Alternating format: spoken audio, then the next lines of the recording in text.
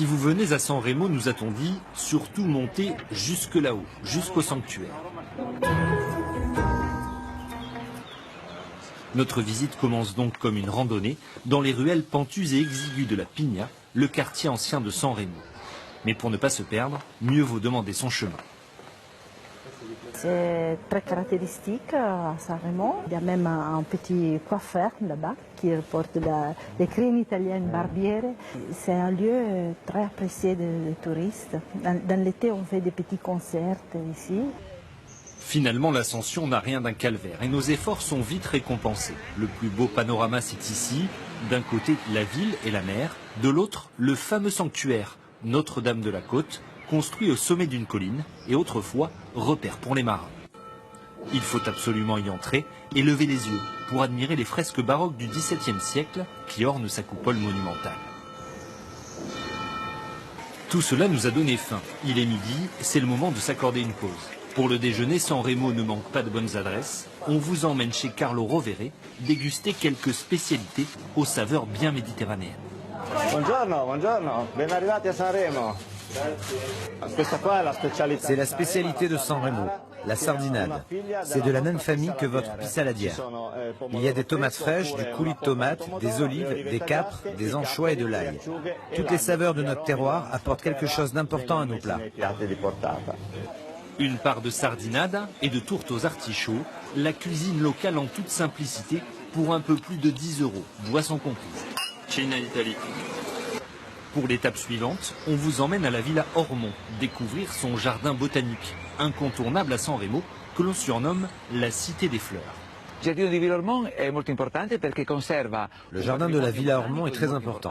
Il abrite un patrimoine botanique unique, comme le jardin d'acclimatation. Il y a 300 espèces de plantes exotiques qui viennent de 5 continents. Tout cela raconte l'histoire de la floriculture. Claudio tient à nous montrer le trésor de ce jardin, des arbres fascinants que l'on trouve habituellement dans des zones tropicales.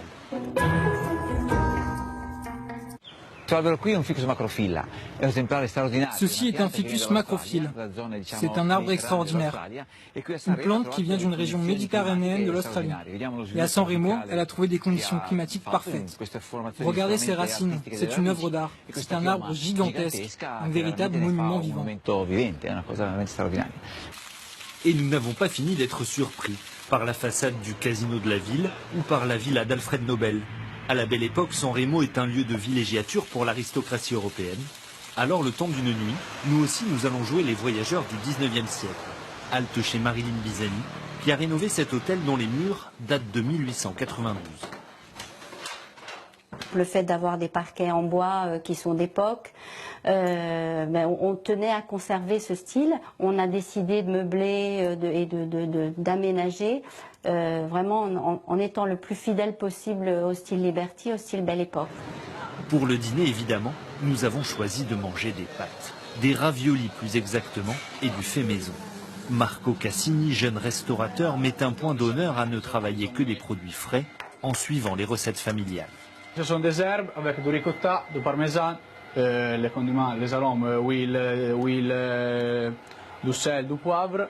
Et ça, c'est ma maman qui m'a passé la recette de sa maman. Ces raviolis ricotta épinards, Marco les fait revenir dans de l'huile d'olive et du thym juste avant de les servir.